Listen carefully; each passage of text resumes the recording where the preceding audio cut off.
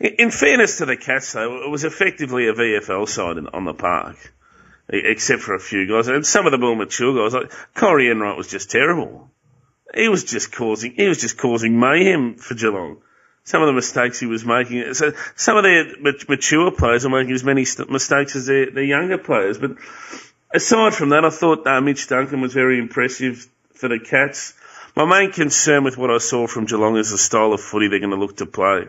I mean, for me, Geelong's strength was always their kamikaze. We're going to run straight through the ball, and if you happen to be in the way, we're going to run straight through you as well, style of footy. And to me, I just saw that Chris Scott maybe trying to implement a more cerebral, a more intelligent brand of football into the Geelong Footy Club, which is all good and well, but you don't have 2 or 3 years to implement a new style down there at Geelong. You've got one season. I mean, all you need to do is man up against this forward press, against this zone, man up against the zone and kick long and continue to kick to space and win the contested ball.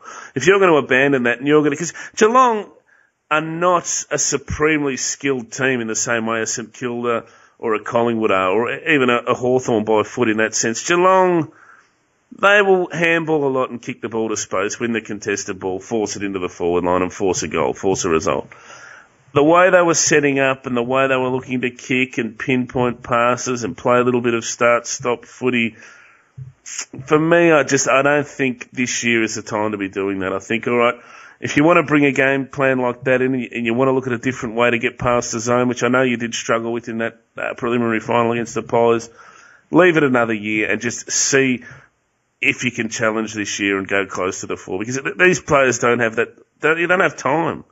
Most of these 28, 29-year-olds, this is their chance to win a flag. Not 2 or 3 years' time once you've brought your new game plan in. Half of those players are on the way out. You've got a few new young players. So I was pretty concerned with what I saw in terms of the new game plan over 4 quarters as opposed to the 20-minute halves that we saw the other week. I am a bit concerned for Geelong and the style that Chris Scott is trying to implement down there.